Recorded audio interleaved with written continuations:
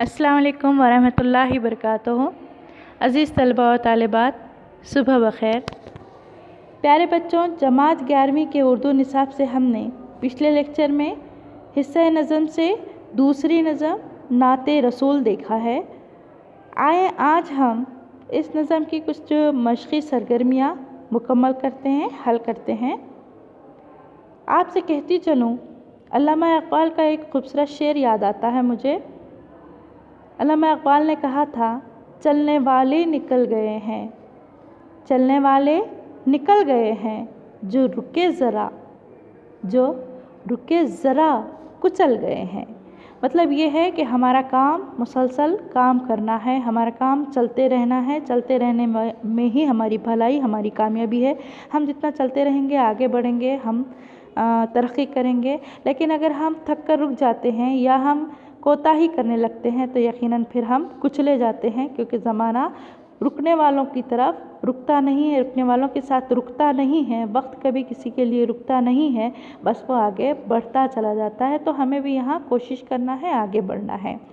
तो आइए प्यारे बच्चों, हम नाते रसूल की कुछ सरगर्मियाँ मिलकर हल करते हैं।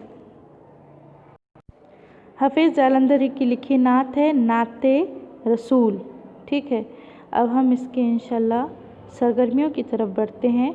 आपने एक दफ़ा घर में बैठकर इस नात को फिर पढ़ना है, पर पढ़ने से पहले एक दफ़ा दरूद पाक ज़रूर पढ़ लेना है।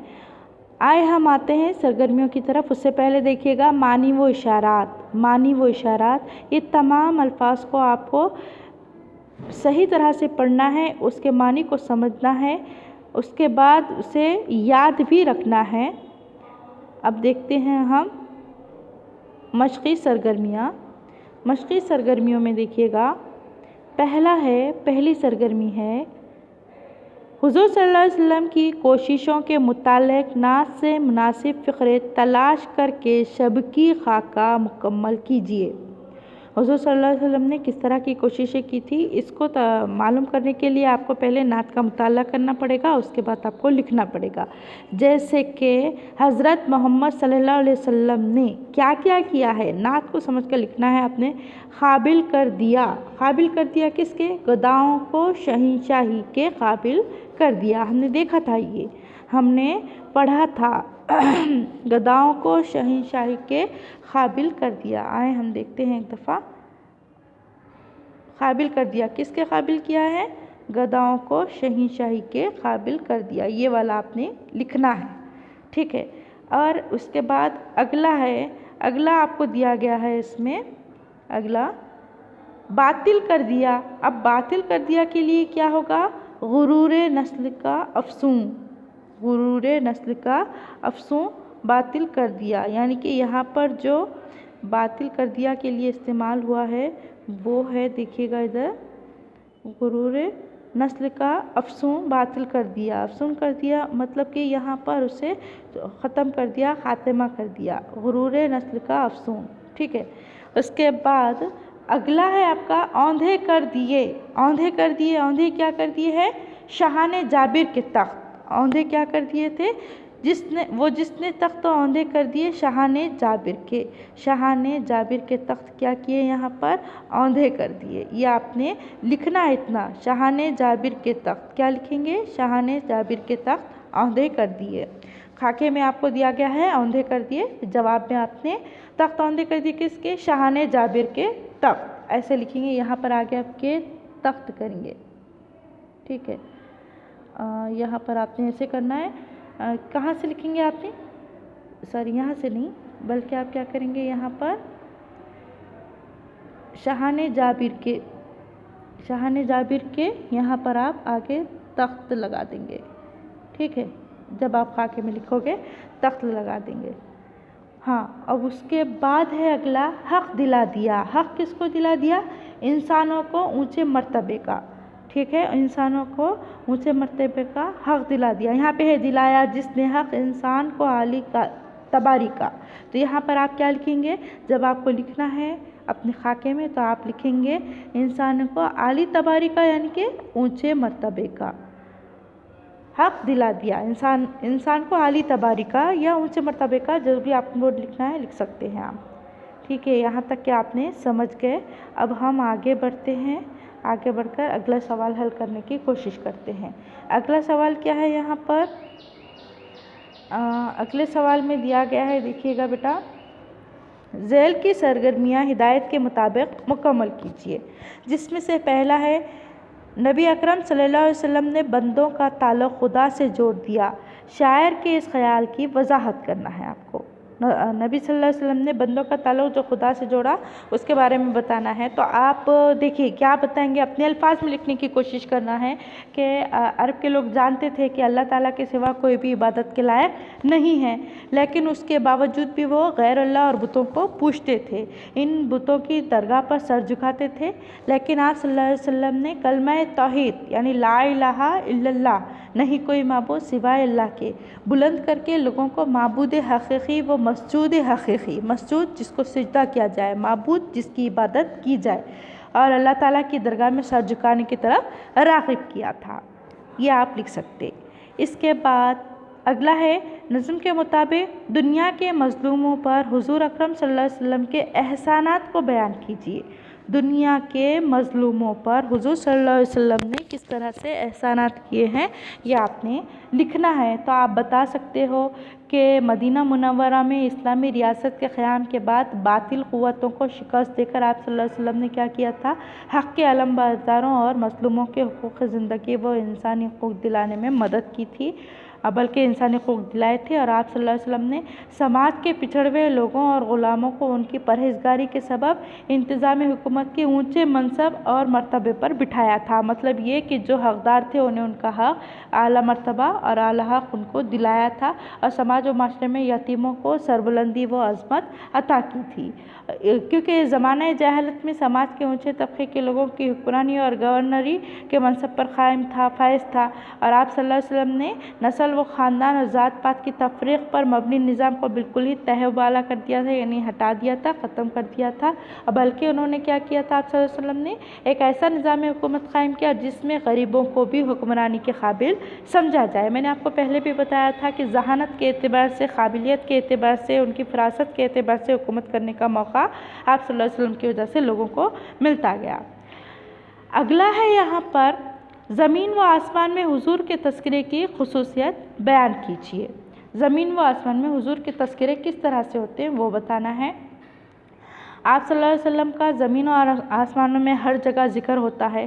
آسمانوں پر فرشتے اپنی دعاؤں میں آپ صلی اللہ علیہ وسلم کو یاد رکھتے ہیں، جبکہ پانچوں وقت دن سے لے کر صبح سے لے کر رات تک، رات سے لے کر صبح تک پانچوں وقت مؤذن اپنی اذان میں 5 مرتبہ آپ صلی اللہ علیہ وسلم کو اذان میں یاد کرتا ہے، پکارتا ہے، اور آپ صلی اللہ علیہ وسلم کی رسالت کی گواہی بھی دیتا ہے۔ یہ بات آپ نے بتانی ہے۔ اگلا ہے، دیکھیے گا، چوتھا، حقوق انسانی کے پس منظر میں آپ صلی اللہ علیہ وسلم کی عظمت بیان کیجیے۔ اس کے لیے آپ یہ جو ہم نے پچھلا دیکھے تھے نا، نظم کے مطابق دنیا کے مظلوموں پر حضور صلی اللہ علیہ وسلم کے احسانات بیان کیجیے، اس جواب کو آپ دوبارہ دہرا سکتے ہو یا اس کی مدد سے آپ دوبارہ لکھ سکتے ہو۔ اگلا ہے، صنعت تضاد کے اشعار تلاش کر کے لکھنا ہے۔ صنعت تضاد میں دیکھیے ایسے تو بہت سارے ہیں، لیکن آپ کو نظم کے اعتبار سے لکھنا ہے، تو آپ پہلا شعر لکھ سکتے ہیں، محمد مصطفیٰ مہر سپہر اوج عرفانی، محمد مصطفیٰ مہر سپر اوج عرفانی، ملی جس کے سبب تاریک ذروں کو درخشانی۔ یہ والا جو پہلا شعر ہے تضاد کا ہی ہے۔ اب آپ سوچئے تضاد کا شعر کس طرح بنا، یہ کیوں بنا، اس کی وضاحت اگر آپ دینا چاہو تو دے سکتے ہو۔ وضاحت یہ ہے اس کی کہ دیکھیں یہاں پر میں آپ کو بتاتی چلوں، مہر کے معنی ہوتے ہیں سورج کے، یعنی کہ بہت زیادہ روشنی کے، جبکہ اس کی ضد میں تاریک ذرے کہا گیا ہے۔ تاریک ذرے، یہ دونوں ایک دوسرے کے تضاد ہے۔ یہ بات تو آپ کو سمجھ آ گئی ہوگی، ٹھیک ہے۔ اس کے ساتھ ساتھ اگلا شعر آپ لکھ سکتے، یہ تو پہلا شعر ہو گیا تضاد کا، پھر اگلا دے سکتے آپ، دلائے حق پرستوں کو حقوق زندگی جس نے، دلائے حق پرستوں کو حقوق زندگی جس نے، کیا باطل کو غرق موجۂ شرمندگی جس نے۔ حق پرست، دیکھیے یہاں پر حق پرست اور یہاں جو الفاظ استعمال ہوئے وہ ہے حق پرست اور باطل، یہ دونوں ایک دوسرے کی ضد کہلائیں گے، ٹھیک ہے۔ اس طرح سے پھر سے یہ دوسری مرتبہ تضاد والا شعر ہوا۔ آپ ایسے اور بھی کئی اشعار ڈھونڈ کر لکھ سکتے ہیں اپنی نظم سے، اپنی بیات سے، کتاب سے۔ تو اگلا ایک اور میں بتاتی چلوں، یہاں پر دیکھیے اگلے بند میں ہے، دیکھیے وہ جس نے تخت اوندھے کر دیے، نہیں یہ بھی ہو سکتا، لیکن یہاں پر دیکھیے مرتبہ بڑھانا اور اوندھا کر دینا، یہاں پر اس حساب سے ہو سکتا ہے، لیکن ہم اور بھی زیادہ واضح سمجھ میں آنے کے لیے یہ والا شعر لے سکتے ہیں۔ یہ والا شعر کیا ہے، وہ جس کا ذکر ہوتا ہے زمین و آسمانوں میں، یہ والا شعر ہم لے سکتے ہیں۔ وہ جس کا ذکر ہوتا ہے زمین و آسمان، دونوں ایک دوسرے کی ضد ہے، تضاد ہے۔ وہ جس کا ذکر ہوتا ہے زمین و آسمانوں میں، فرشتوں کی دعاؤں میں، مؤذن کی اذانوں میں، یہ آپ لے سکتے ہیں، ٹھیک ہے۔ اب اس کے بعد ہم اگلا جو سوال ہے وہ دیکھتے ہیں۔ یہاں پر آپ کو سمجھ میں آ گیا۔ پھر ہم دیکھیں گے نظم کے حوالے سے حضور صلی اللہ علیہ وسلم کے زمانے کی انقلابی تبدیلیوں کے بارے میں لکھنا ہے، کس طرح کی انقلابی تبدیلیاں ہوئی تھی وہ بتائیں گے ہم۔ حضرت محمد صلی اللہ علیہ وسلم کی بعثت وقت اس قبل کے حالات دینی و اخلاقی اور سماجی و معاشرتی نقطۂ نظر سے بہت زیادہ خراب تھے، ناگفتہ بات تھے۔ ہر طرف کیسا تھا، فسود و فجور، ظلم و زیادتی، ناانصافی، انارکیت کا دورہ تھا، اور بہت زیادہ جھوٹ اور ظلم و ستم، بربریت پھیلی ہوئی تھی۔ ان حالات میں تبدیلی لانے کے لیے کوئی سدھار کے آثار نظر نہیں آتے تھے، لیکن تاریخ گواہ ہے حالات میں تغیر و اصلاح ہو کر رہی، اور یہ اصلاح کس طرح ہوئی، کیوں ہوئی، یہ بھی آپ جانتے ہیں۔ یہ انقلاب صرف اور صرف آپ صلی اللہ علیہ وسلم کی شخصیت کے اعزاز سے ممکن ہو سکا تھا، یہ بھی آپ کو پتہ ہے۔ اور آپ کو یہ بھی معلوم ہے کہ آپ نے کفر و شرک میں ڈوبے ہوئے لوگوں کو توحید کی طرف دعوت دی، انہیں بلایا، انہیں بتایا کہ کس طرح سے بت پرستی گناہ ہے اور اس کے ساتھ ساتھ اس سے کوئی حاصل بھی نہیں، اور پھر انہیں یہ بھی بتایا بتوں غیر اللہ کے پرستش و عبادت سے دور کر کے معبود حقیقی اور اللہ تعالیٰ کی درگاہ میں سر جھکانے کی طرف انہیں راغب کیا، انہیں بھلائی اور برائی میں تمیز سکھائی، انہیں حق اور باطل کا فرق بتایا۔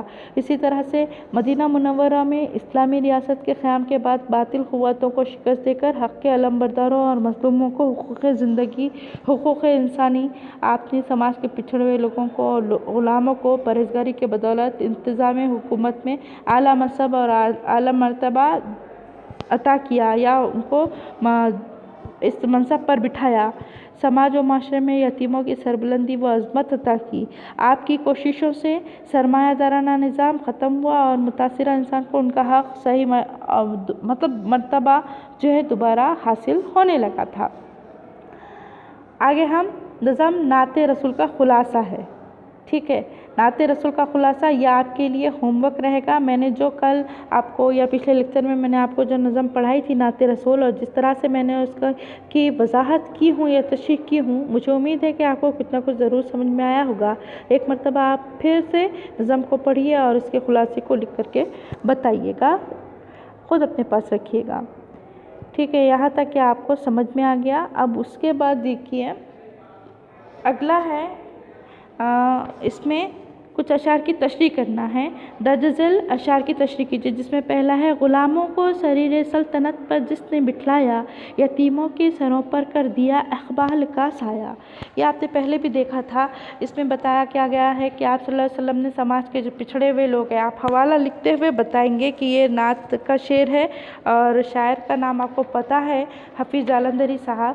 انہوں نے اپنے اس نظم کے ذریعے بتانے کی کوشش کی کہ آپ صلی اللہ علیہ وسلم نے سماج کے پچھڑے ہوئے لوگوں اور غلاموں کو ان کی پرہیزگاری کے سبب انتظام حکومت کے اونچے منصب اور مرتبے پر بٹھایا تھا، معاشرے اور سماج میں یتیموں کی سربلندی کی، ان کی عظمت کو بلندی عطا کی، عظمت کو بہت زیادہ احترام کے نظر سے لوگوں میں دیکھنے کا جذبہ پیدا کیا۔ اور اس کے بعد اگلا جو شعر ہے وہ ہے، ثنا خواں جس کا خنا ہے، ثنا ہے جس کی خنعاں میں، ثنا ہے جس کی قرآن میں، اسی پر میرا ایمان ہے، وہی ہے میرے ایمان میں۔ یہ بھی میں نے آپ کو بتا چکی ہوں۔ پھر بھی دیکھیے گا کہ آخری شعر ہے اس نظم کا یعنی نعت کا۔ اس شعر میں شاعر نے آپ صلی اللہ علیہ وسلم سے اپنی عقیدت کے بارے میں اظہار کیا ہے۔ عقیدت کا اظہار کرتے ہوئے شاندار طریقے سے بتانے کی کوشش کی ہے۔ کہتا ہے کہ آپ صلی اللہ علیہ وسلم کی تعریف و توصیف خود قرآن بیان کرتا ہے۔ قرآن جو کہ اللہ پاک کی کتاب ہے، اور آپ کی تعریف میں قرآن کہتا ہے، آپ کی تعریف قرآن میں ہے، اور آپ کی تعریف جو ہے اللہ پاک نے قرآن کے ذریعے لوگوں تک بیان کی ہے۔ اسی لیے اعلیٰ مرتبہ شخصیت پر نہ صرف میرا ایمان ہے بلکہ وہ میرے ایمان کا حصہ ہے، اور حقیقت بھی یہی ہے کہ صرف کلمہ توحید یعنی کہ لا الہ الا اللہ کے ادا کر دینے سے ایمان کی تکمیل نہیں ہوتی، بلکہ کلمہ رسالت بھی مکمل طور پہ ادا کرنا لازمی، اس کا بھی اقرار لازمی ہے۔ کلمہ رسالت کیا ہے؟ محمد الرسول اللہ صلی اللہ علیہ وسلم۔ لا الہ الا اللہ محمد الرسول اللہ یعنی ایک کلمے کے دو حصے ہیں، ایک میں کیا ہے؟ کلمہ توحید ہے، اور ایک میں کلمہ رسالت ہے۔ ان دونوں کا اقرار کرنا، ان دونوں کا ارادہ پڑھنا سمجھنا لازمی ہے، ان کا اقرار لازمی ہے۔ اب اس کے بعد ہم اس مشقی سرگرمی کے اگلے حصے کی طرف بڑھتے ہیں۔ اگلا حصہ ہے، دیکھیے گا ادھر، یہاں پر ذیل کے اسموں کو فاعل اور مفعول میں تبدیل کرنا ہے آپ کو۔ یہاں پر کچھ اسم دے دیے گئے ہیں، فاعل اور مفعول میں آپ کو تبدیل کرنا ہے۔ جیسے مثال کے طور پر یہاں پر دیا گیا ہے بیٹا، اسم ہے سجدہ، ٹھیک ہے۔ اب سجدہ کے لیے کیا لکھیں گے آپ؟ کیا بیان کرنا پڑے گا آپ کو سجدہ کے لیے؟ سجدہ کے لیے آپ کیا بیان کریں گے؟ یہاں پر دیکھیے گا ادھر، ہاں تو یہاں پر سجدہ اسم ہے، جبکہ فاعل اور مفعول آپ کو بدلنا ہے، اس میں کرنا ہے۔ تو دیکھیے ایک بات بتا دوں میں، فعل، فاعل، مفعول، یہ تین صفتیں ہیں الگ الگ۔ فعل یعنی کام کو کہتے ہیں، فاعل کام کرنے والا، جبکہ مفعول جس پر کام کیا گیا ہو۔ تو سجدہ یہاں پر اسم ہونے کے ساتھ ساتھ ہم تھوڑی دیر کے لیے فعل سمجھ جاتے ہیں، سجدہ کرنا، ٹھیک ہے، مصدر چھپا ہے اس میں، سجدہ کرنا یعنی کام کر رہے ہیں، فاعل کام کرنے والا۔ تو یہاں پر کیا لکھ سکتے ہیں ہم؟ جیسے کہ راشد نے سجدہ کیا، راشد نے سجدہ کیا، فاعل ہو گیا یہ، اور مفعول راشد نے اللہ کے سامنے سجدہ کیا، اللہ کو، اپنے خدا کو سجدہ کیا، مفعول خدا بن جائے گا، ٹھیک ہے۔ اس کے ساتھ عبادت ہے، جبر ہے اور خدمت ہے۔ یہاں پر یہ اسم ہے، اس کی فاعل اور مفعول آپ خود بنا کر کے مجھے بتانا ہے۔ اس طرح سے یہاں پر ہماری یہ سرگرمی الحمدللہ مکمل ہوتی ہے۔ اب اس کے بعد ایک اور چیز بتائی گئی ہے اس میں، وہ کیا ہے؟ دیکھیے گا ادھر، دلایا جس نے، ایک سرگرمی، ایک منصوبہ دیا گیا ہے، دلایا جس نے حق انسان کو اعلی تباری کا اس عنوان پر مضمون لکھنا ہے۔ یہ بھی آپ نے خود سے کرنا ہے۔ اس کے بعد حضور صلی اللہ علیہ وسلم کی سیرت پر مبنی کسی ایک کتاب کا مطالعہ کر کے اس پر اپنی رائے کا اظہار کرنا ہے، اور مختلف شعراء کے 5 نعتیں تلاش کر کے شاعر کے نام اور تعارف پر مبنی منصوبہ تیار کرنا ہے۔ یہ بھی آپ کا ہوم ورک رہے گا، گھر کام رہے گا، اسے بھی آپ نے مکمل کرنا ہے، اور اس سے پہلے مضمون لکھ کر کے مجھے بتانا ہے۔ اور جتنی چیزیں میں نے یہاں پر جان بوجھ کر خاص طور پر آپ کے لیے یہاں پر ہوم ورک کے لیے روکی ہوئی ہے، اسے آپ خود کرنے کی کوشش کیجیے، ٹھیک ہے۔ یہاں ہم اس نظم کو مکمل کرتے ہیں۔ اللہ حافظ۔